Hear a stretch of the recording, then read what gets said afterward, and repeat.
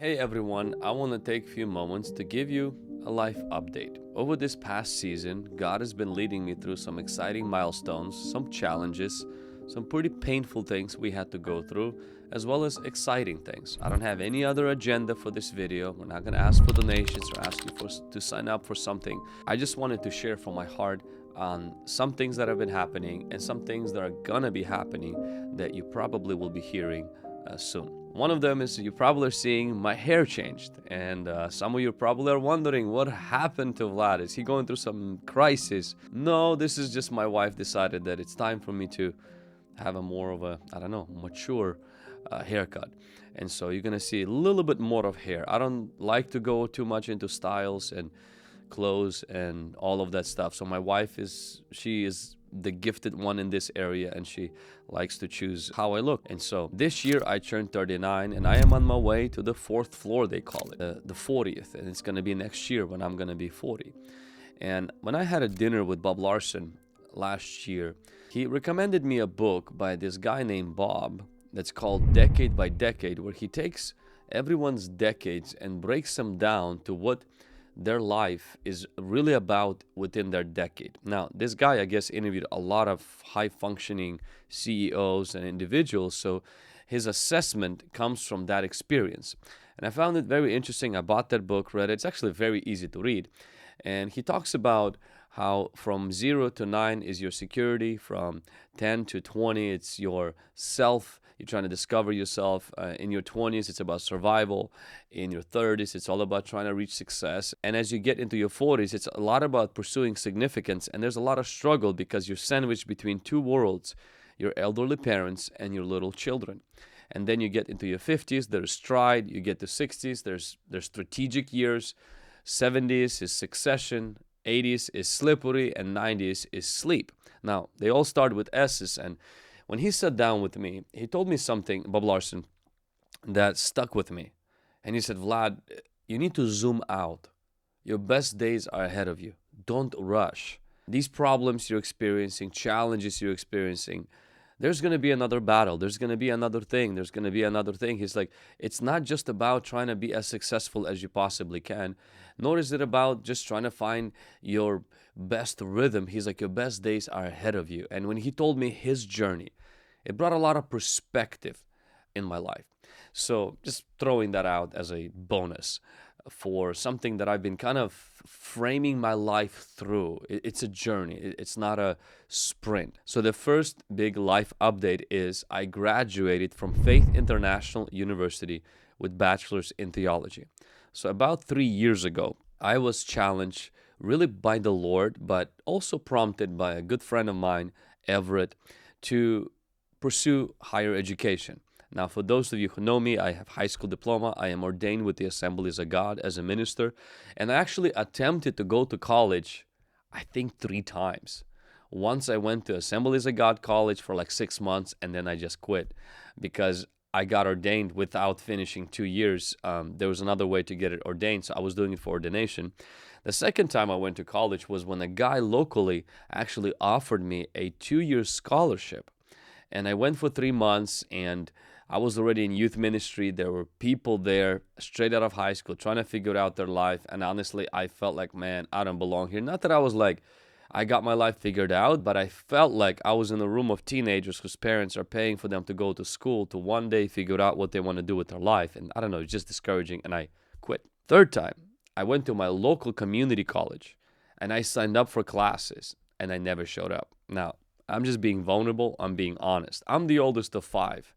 I've tried to go to school. My parents, they struggled with schooling partially because of the persecution. My dad is the smartest person I know. And so my parents wanted me to go to school, but it just kind of didn't pan out.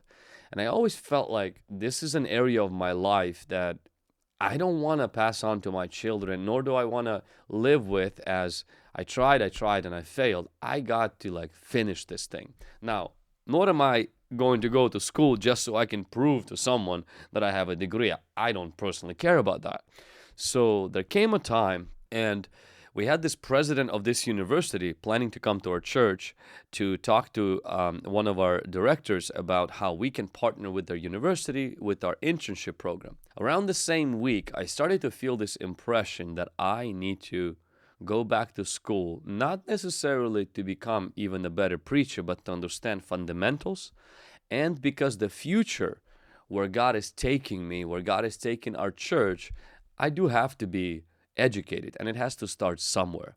So it brought a lot of trauma to even think about going to school. And so I remember the next day I was meeting with this president, and he was trying to talk about the university and the Bible seminary. And we actually never ended up going as a church with that seminary, but I signed up and I was faithful. I cannot tell you how many times I wanted to quit. So I was grateful that a local church, Pastor Bryson, was able to step in into more of a admin role, so I could pull away to do the schooling. And I wanted to quit all the time. And now I know what it's like to break generational cycles or break cycles of defeat, because I didn't want to do it. I wanted to man, why am I doing this?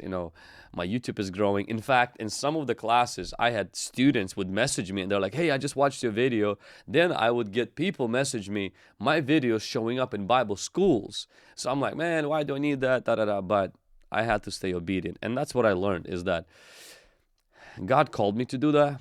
And he also gave me the grace, but the choice was mine to still quit. And I'm glad I was able to finish it. And so earlier this year, I submitted my final exam. I was actually in Singapore. I believe I was in Singapore at the time, or Malaysia. And I was working on my homework. And so I want to remind you that obedience to God's call may not be easy, but it's always worth it. The second thing that I've experienced recently, and big life update, is next probably 6 months or so, I will not be traveling. I've traveled a lot this year, and I'm going to be honest with you, I've experienced a little bit of fatigue. There was even a point where when I was traveling, and I love ministering to people, I love preaching, but so many things happened in the last 8 months with travel, with me personally, certain weird incidents, crazy things where I started to question, I'm like, why am I doing this? Why am I traveling? Not the ministry, why am I traveling? And I started to understand that I don't want to travel. Now, partially it's because I'm kind of tired of it. Also, because the season that I'm in, a lot of reconstruction is happening at the local church, staff, ministry. As you know, we're kind of launching campuses, and I got a new baby. VSM, the ministry that most of you are subscribed to, also is moving, and we got a new building. And I really felt like it's not that I hate traveling and preaching, it's that my rhythm and my pace is no longer sustainable, and I am trying to run at the pace I'm no longer feeling God's grace in. So I did this about 4 years ago, where I stopped travel for a year completely, declined every invitation, and I didn't stop travel like I know some people do. They're like, yeah, they stopped it, and then a great opportunity presented next week, and you see them traveling, because I've seen them do that to me, where they told me, yeah, I'm not traveling. They didn't come to Hungry Gen, and then I see 2 weeks later they went to a larger ministry where they got invited. And so about 4 years ago, I felt the Lord tell me to stop. When I stopped, my life got recalibrated. Actually, this ministry was born.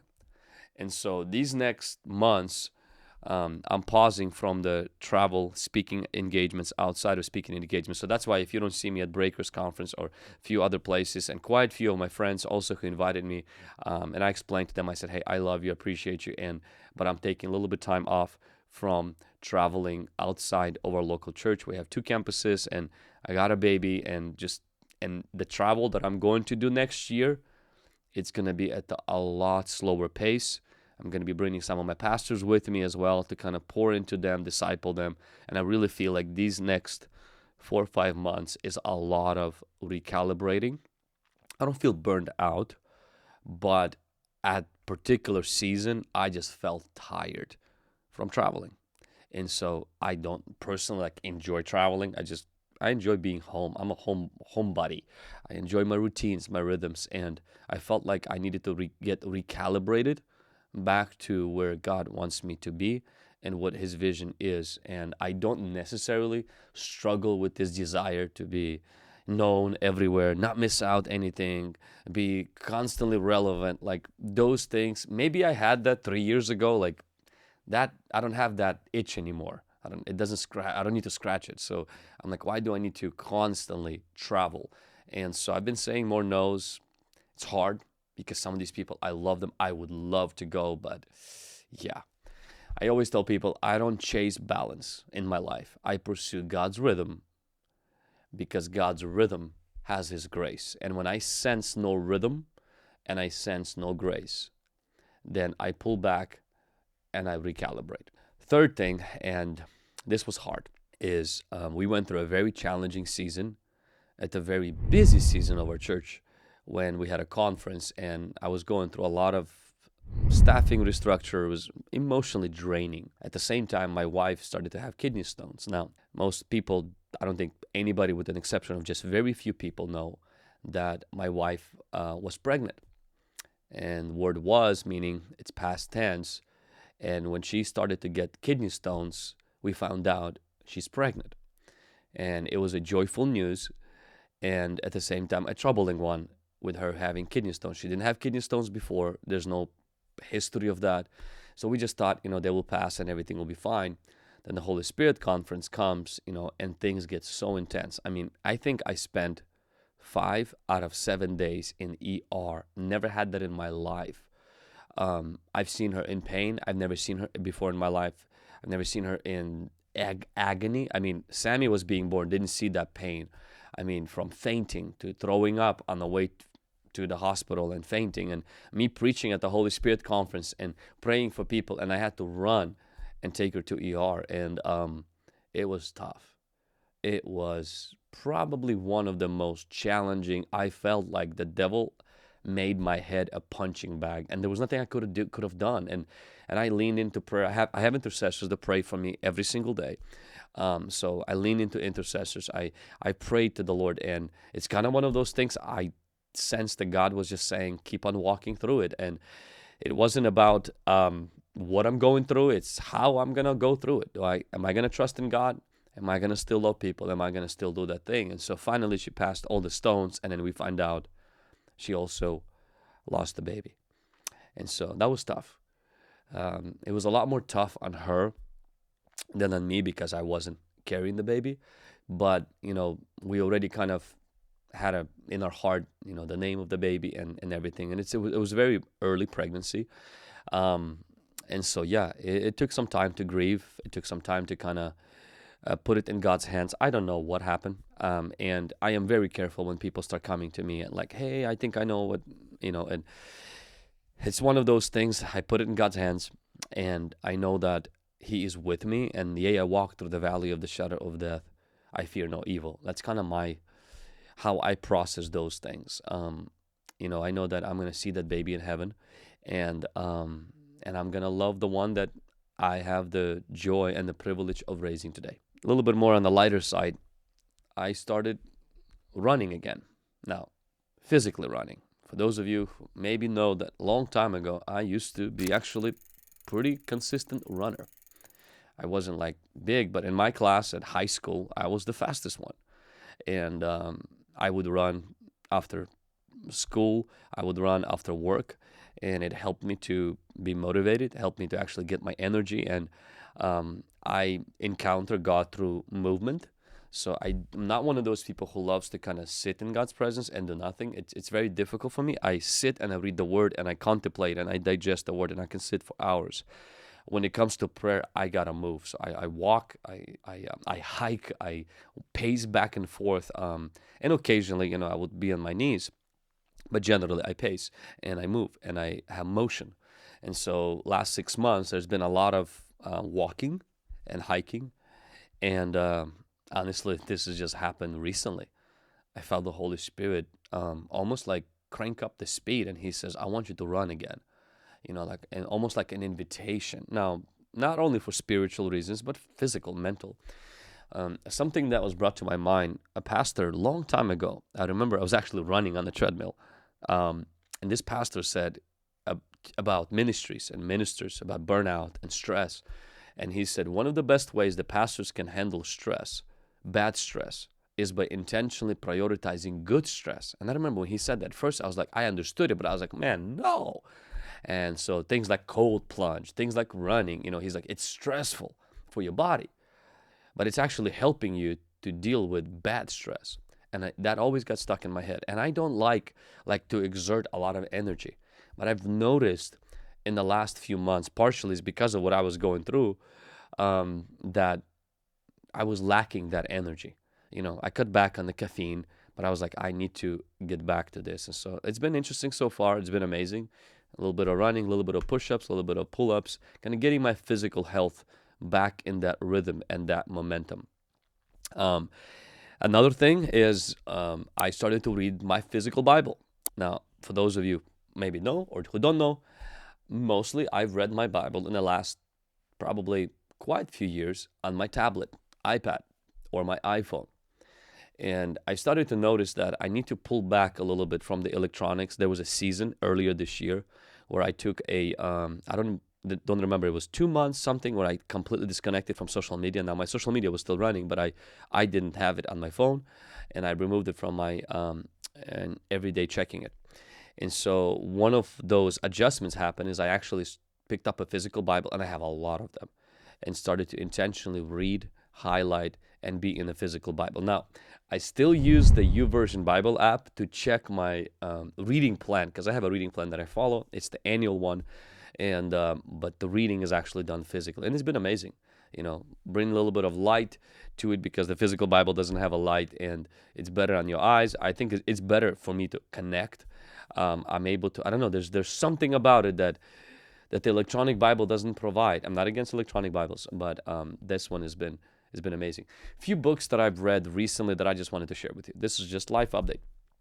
A book that honestly kind of wrecked me is about Reese Howells, an intercessor. I've heard about this book and about this ministry, and if you never heard of who Reese Howells is, his book, An Intercessor, incredible. Recently, I read something completely off of the topic for me personally, but it blessed me, called Lies My Therapist Told Me, about the whole mental health thing of where mental health is getting it wrong, and where the Bible answers questions that mental health professionals seem to be getting it wrong, and it's not helping, even though we have so much mental health awareness. And so another book that also a bit different than my typical take is actually Jefferson Fisher, The Next Conversation. It's when this lawyer talks about how to have conversations with people, difficult. It really helped me with a lot of difficult conversations, because part of my role in ministry and with employees and with pastoring is I sometimes have to have difficult conversations, and I hate them, don't like them. I despise those difficult conversations, and that book actually really helped me and equipped me. I've never read political stuff, actually, like books, and picked up Original Sin about the presidency of Joe Biden, and just about kind of what happened with his mental decline and how they covered it up and da-da-da-da. And so it was actually very interesting. It had nothing to do with like spiritual principles, but there were some pretty good principles. Timothy Keller, a book called The Freedom of Self-Forgetfulness, very short book. It blessed me so much. Lauren Cunningham, Why Women, How God Uses Women. It changed my perspective on God's original design for women and in ministry. Life-changing book. Donald Whitney, I had to read that for school, but it was really powerful actually. Spiritual Disciplines for Christian Life. Corey Russell, The Glory Within. And then actually this helped me to go on my sabbatical from the phone. I read these 3 books by this guy. I don't even know if he's a Christian. Cal Newport, called Deep Work, Slow Productivity, and Digital Minimalism. I've read them in my airplane flights, and they've been pretty actually impactful on how I think about media, how I think about my son seeing me on my phone. And in fact, that triggered me to pull away from social media and kind of realign how I do and use my phone after that media fast. I actually have a video about it that I released after I went through that. So those are some of the updates that I have for you. More of a public update that you probably have heard. A new book, Make the Devil Homeless, is going to come out. I'm actually going to do something different I have not done. Is we will actually have like a book signing, a book release party in Renton. And then there is a Deliverance school in our Everett campus that I'm going to be at in Everett as well on October 4th. The book signing thing will be on October 3rd. And then I'll be in Spokane at one of our campuses speaking. I'll also have books there. Then Tacoma, we're going to have Raised to Deliver. So I'm really excited for that. So I will be involved. I'm not pulling away from the ministry. I'm just realigning my weekly rhythms in a way that will help to kind of restructure and get recalibrated. Also, we will do our fast in October. And so excited for that. And other than that, as I look back at this season, these lessons really impressed on me. To obey when it's hard, to find rhythm, not balance. And it's not what I'm going through. It's how I'm going through it. Or I like to say like this, it's not about what I'm going through. It's how I'm growing through it. So thank you for being a part of this journey with me. Please keep me and my family in prayers. And I can't wait to see what God has in store for the next season. For me, for you, and for all of us. And one of the ways you can help to support our family is actually by pre-ordering Keep the Devil Homeless book, and then my wife's book, Change Your Mind, which will come out next year. I'm really excited for that. Thank you, and God bless. Thank you for watching this video. Since 2020, our ministry has reached over 280 million people online. We've released over 82 resources in 18 languages and have about 160,000 students in our school, and we distribute thousands of books, even into prisons and closed nations. But that's just half of the story. We're building homes for vulnerable kids in Brazil, supplying food and hygiene in Myanmar, helping refugees in Ukraine, and partnering with missionaries in some of the most dangerous places on earth. If this ministry has blessed you, I want to invite you to partner with us, monthly or one time. You can keep making this eternal impact. Let's reach more, serve more, and love deeper. Would you join us today to reach more people for Jesus by being a partner of this ministry? And you can do that by going to pastorvlad.org/partner.